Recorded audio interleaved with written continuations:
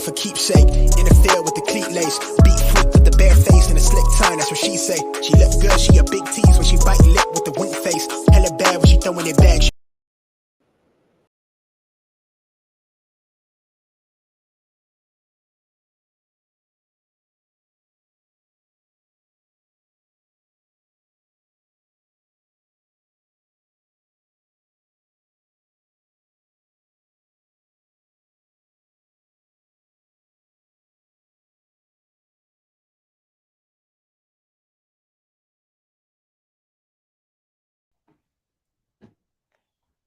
Hi there. I am having a little bit of trouble hearing you.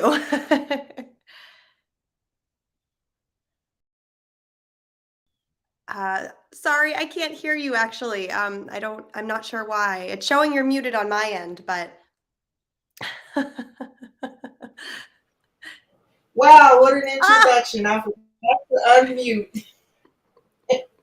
So, as I was saying to everybody, let's welcome Taylor. Taylor is a real estate investor, and she's going to be educating us on real estate and how important it is to set generational wealth for our children. So now that we got past that, Taylor, welcome.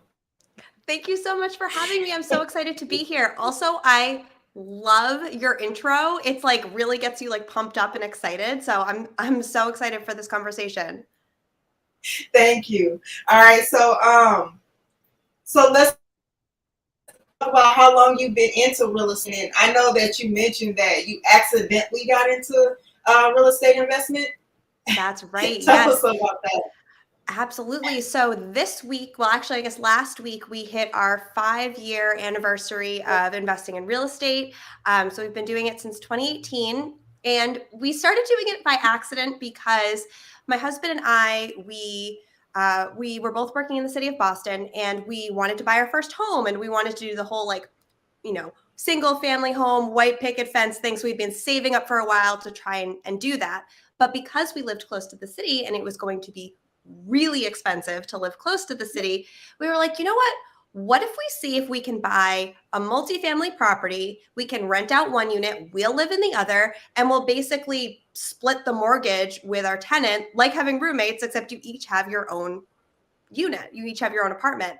And we didn't know at the time that that's called house hacking, and that is a form of investing in real estate. And once we started doing that, we were completely addicted and we wanted to keep going. Okay, cool. All right, and so you left your 9 to 5, even being a real estate investor, correct? I did, yes. So I left back in 2019, and my husband left his W-2 in this past summer in August. Okay. All right, and so you have bought and sold 6 investment properties across the U.S. That's right. Yes. So we started by buying our house hack just outside of Boston. And then after we did that, we wanted to buy more properties. But because we live in a very expensive area, we were like, all right, we'll save up for another like 10 years and then we'll be able to buy the next place. And that just didn't feel right to us. Like we really wanted to do as much as we possibly could do. So we started looking beyond our own backyard. I remember reading this article about this woman who she lived, I forget, it was either North Carolina or South Carolina, and she was buying properties with her husband, and they were growing a portfolio.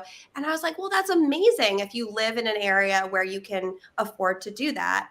And it was definitely an aha moment for me where I was like, yeah, I live in this really expensive area where it's very hard to buy property, but there's other options out there. So we started evaluating properties in other states because we were like, you know what, the opportunity's out there and let's see what we can do. All right. All right. And so you've built an investment portfolio to $3 million. Yeah, it's been a crazy ride. I think sometimes when we think about someone like investing in real estate, it can feel very like not accessible and not attainable. Like, so the first property that we bought after this house hack that we bought that we were living in, we were basically like had a roommate. was a property in Memphis, Tennessee, and we bought it for $65,000. And that was a price point that allowed us to move forward and really build. So I think sometimes when you think about like now I'm like, oh my gosh, we have a $3 million investment portfolio. That's crazy. But we only started with a $65,000 house. And so you start by taking really small baby steps, and then it just kind of snowballs onto each other. All right. All right. So you've also coached other aspiring real estate agents. Yeah, so what do absolutely. you do when when you're coaching and teaching? What is some of the advice that you would offer? Yeah, 100%. So, because I started by accident and I had no experience, I had no knowledge, I have made like every mistake in the book when it comes to investing in real estate. And I, was able to get where I am in 5 years. And I want to teach, especially women, how they can do it too. Like, it's a very male dominated field. I would go to these networking events, I would be the only woman in the room. And I want everyone to feel like this is accessible. Like, I want to teach you every mistake that I made so that you don't have to go through the trials and tribulations that I went through. And so usually what that looks like is starting from our big why. Money is great. Yeah, it's cool or whatever. But money is not the thing that I think is going to like get you out of bed every morning when you're having those really hard days. So discovering your big why, like why the heck you're doing any of this, is really important. So for me, my why is to have the time and financial freedom to spend with my family, focusing on the things that we want to focus on. Like, to me, my dream life is being able to like go on a picnic with my 2-year-old on like a Tuesday just because I want to. And like, Right. to me, that is joy. And that's what life is all about. So I really start with the why, like helping people to understand like why we're even doing any of the things that we're doing. And then I have them dream like so outrageously big. Like, I want you to think of your biggest blue sky goal that you're just like, oh my gosh, that's so big, I could never achieve it. And we're going to figure out exactly how to break that down into small, achievable steps so that you can achieve anything that you want to do. So I kind of try and make the process really fun, really easy, and just like straightforward. Like, I don't gatekeep. I just want you to have all of the information because I want us all to be successful. Like, let's all like do the thing so that we can, live our lives the way we want to. All right. So when did you start again investing in property? 2018. Okay. So my next question is, now with the way things are as far as population and everything, do you think it's as easy, you know what I mean, or affordable as it was for you back then now? Because I heard that the mortgages were skyrocketing, and so what is your thoughts? Yeah, absolutely. Such a good question. So I think it's just a different market. So I always like to say you can find an opportunity in any market, but it's not going to be the same strategy. Like, you're not going to be able to use the same strategy in every single market. So back when we were first started investing, and even up until the last like couple years, it was easy. Like, everything was kind of like easy, like easy to get mortgages. The interest rates were super low. You were in like the 3% for a lot of properties. And then even for like mortgages on commercial properties, you were still in like the, 6s. But now we're looking at like the 6s and 7s for just a primary residence, for just a home that someone's going to buy. So I think the strategy is a little bit different.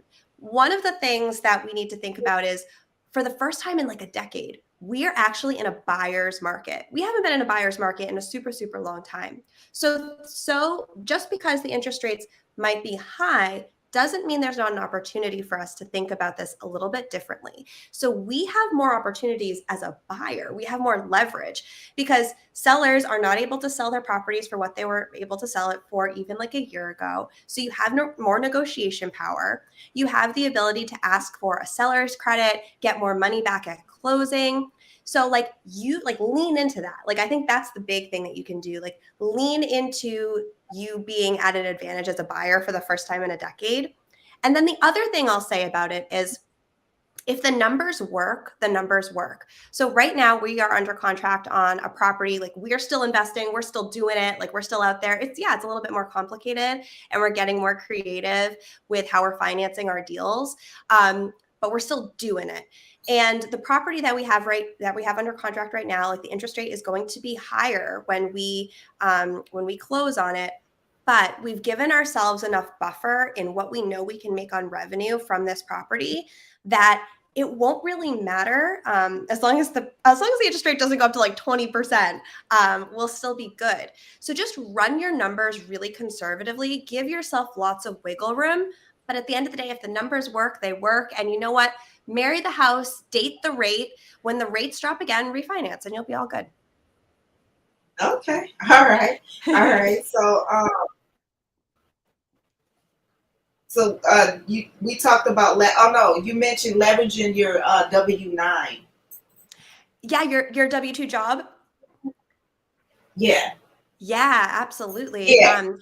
So I think it's a great, like a lot of people may think that you either need to have a real estate license or you need to, be working a part-time job to actually invest in real estate because it's time consuming. And I think the greatest thing about real estate investing is you can do it regardless of your situation. Like if you're working a W-2 job, if you're self-employed, if you're working part-time jobs, like whatever you're doing. But having a W-2 job is really great because it allows you to be paid consistently so you know how much money you can save towards a property. And it's also a really great way to get mortgages. Once you don't have a W-2 job and you're working for yourself, getting mortgages can be a little bit more challenging. You have to be a little bit more creative. But with a W-2 job, you can leverage that to get at least a couple, like 2 or potentially 3 mortgages, depending on your debt to income ratio. So like lean into what you can get with your W-2 job. Another instance of where this is good is a lot of people who have W-2 jobs. I mean, if you're lucky, then you have a 401k with a match, and you can actually take loans against your 401k, which I didn't know about until probably a year ago. So like think about how you can leverage the things that you already have. You don't have to go looking for all of these new things to try and give yourself a foot in the right direction for real estate investing. You already have so many resources at your fingertips. So basically, real estate investing is different than just outright just buying just a family home, because I know buying a family home, a lot of times they want you to have at least 2 years employment, and so is credit different when it comes to real estate investing? Yeah, those are great questions. So the way that it typically works, so when it comes to real estate investing, that if you're going for a traditional mortgage, they still may require 2 years of work experience, or like 2 consecutive years of like at a W-2, or 2 consecutive years as like your own business if you're a small business owner. But there are other options besides traditional mortgages. So there's things like a DSCR loan, which is if you have prior mortgage experience, you can get a DSCR loan, and it's based completely off of the property rather than off of you, besides having mortgage experience. You can do strategies like using other people's money, where you can buy a property and then BRRRR into a loan. So like there's a lot of different strategies that you could use. So if you are at a point where like lenders are telling you like no, no, no, like don't take no for an answer. Someone will say yes. You just have to be creative enough to make it work. And so I definitely say like get in front of people at networking events who are already doing this, and find out what strategies they're using, especially locally. I love going to local networking events. You will learn like just things that you just never even imagined when you surround yourself with people who are like in it. They're like really doing it. And they're going to show you some strategies that might be effective for you. So if someone's telling you no, just keep going. Someone will tell you yes. I know it. Okay. All right. So, what are some ways to achieve financial freedom through real estate? Yeah. Oh my gosh. There's so many different ways. So house hacking, like what I did, is a great. I really think it's like the cheat code to wealth. It's a great strategy. So a lot of people, what they'll do with house hacking is they will buy a property, 2-family, 3-family, so it has to be less than 4 units so that it can be considered a primary residence. You could even do it with a single family, rent out a room. That's totally an option too. That is still house hacking. And you only have to live there for a year before you move out and do it again. So house hack again. You could do an FHA loan, 3.5% down, and just keep like taking advantage of those low money down loans until you build a portfolio big enough that it's supporting you financially. So that's a strategy all in of itself. And then you can also couple that on top of other things like out of state investing, like the BRRRR strategy. If you don't want to hold personal property, you can also do things like rental arbitrage, which is a little bit cheaper to get started into because you don't need a whole down payment. You just need to basically be able to rent a property from somebody. So there's so many different strategies, and it's really about finding the strategy that aligns most with what you want to get out of it. How active do you want to be as a real estate investor? How passive do you want to be? How long do you want it to take you? I personally am mainly focused in short-term rentals now. So like think Airbnbs. That is a very high cash flow style of real estate investing. And so that can get you to financial freedom faster, but it's slightly more risky. Whereas long-term rentals, like your traditional like apartment or house that you're renting, that is definitely more stable, but it's more of a long-term play. So it's really about figuring out what's going to mesh best with what you want to get out of this. Okay. All right. Now, so since you got into the real estate investment and left your 9 to 5, you're now a content creator. That's right. All right. So tell us, what type of content do you create? Yeah, absolutely. So when I first got into content creation, I was really focused on like lifestyle and mom stuff. I was a new mom at the time. And I really pivoted my content to focus more on real estate and money and financial freedom and educating women on how they can build generational wealth for themselves and their families. And so the content that I create is typically surrounded around that. And I work with brands who are kind of in like the finance and money space. So basically any like bank or like I've worked with like I'm trying to think of who is it called? Redfin, like anything that has to do with either real estate or finance. I am definitely working with a lot of those different types of brands. All right. So you also mentioned starting real estate with little to no money down. Did you pretty much already just tell me about that? I mean, a little bit, but I can definitely go more into depth. Absolutely. So I can tell you about what we're doing right now. That is literally none of our own money. So right now, what we are doing is using other people's money. So for years, we've had we've had experience investing in real estate, and I think our network of friends, family, and former coworkers and stuff have started to kind of notice, and they want to do it with us, and they want to like leverage what we've been able to create. And so what we're doing is we're working with what are called equity partners. So someone who would invest the money for the down payment and maybe also the renovation, and then they would receive equity in the property. So this property that we have under contract right now, we have our equity partner. It's kind of like it's really fun actually.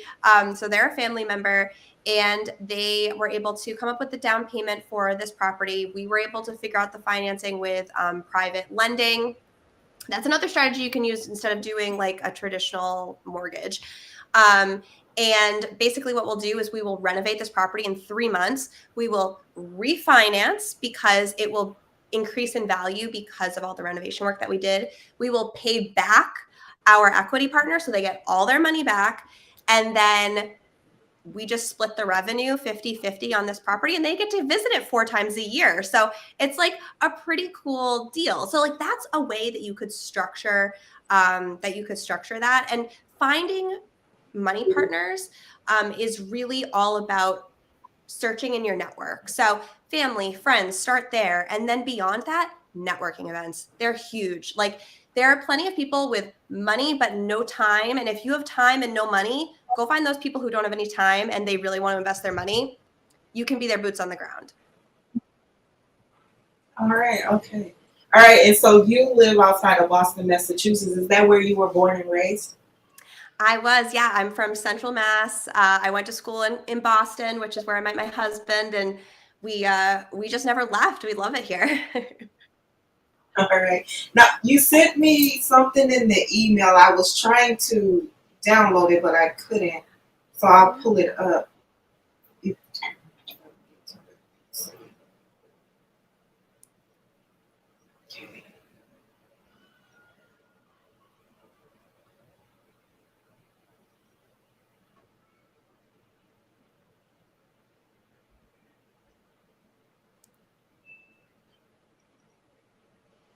can probably hear my 2-year-old crying in the background.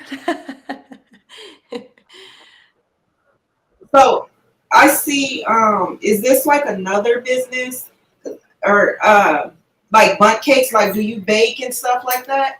Oh, that was a brand that I had done work with. I think I probably sent you my media kit.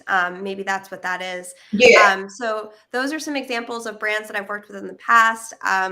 My gosh, I've been so fortunate to work with just like the coolest brands. So Nothing But Bundt Cakes, which is this brand that I worked with. I think that was a year ago or two. I think a year ago. That was probably my coolest experience as a content creator, actually. So I have like 12,000 followers, so I don't have like a huge following. But I went to Nothing But Cakes to pick up the cake for the campaign that I was going to be doing with this brand.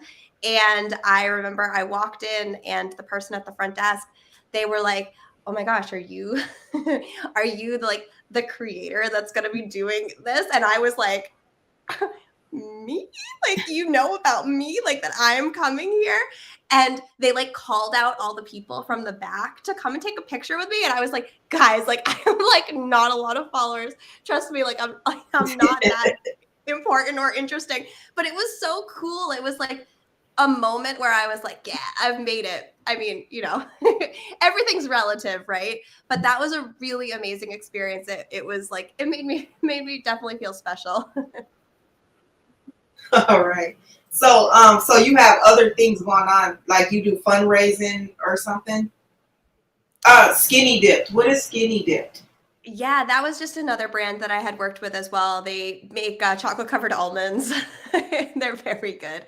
So I think what I had sent you, it was case studies of other brands that I've worked with in the past and some examples. So the other one on there is probably Fundrise, which is Yeah. another brand that I've worked with as well. And Fundrise is kind of cool. So it's basically a way to invest in real estate with like very little money. I think you can do it as little as like $10.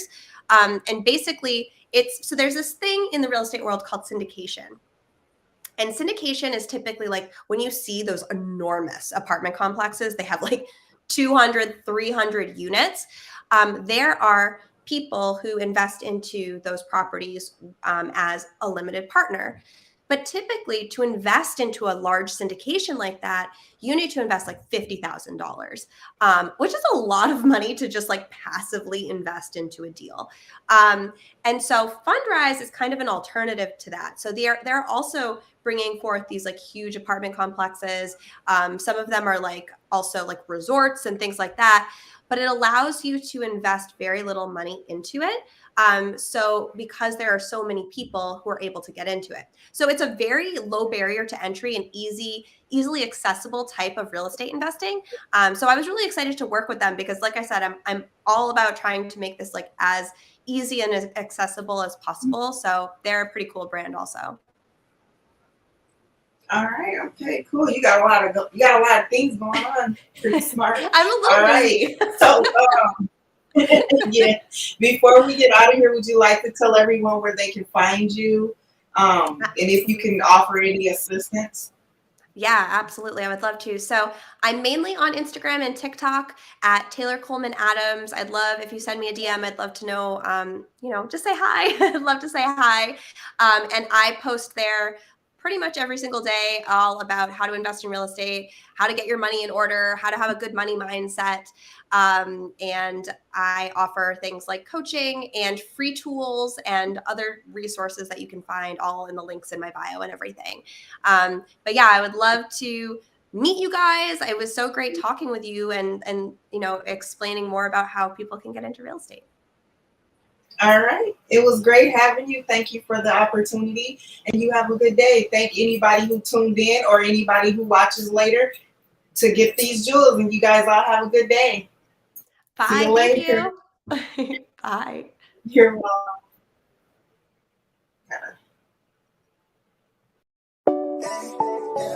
No, I really can't complain.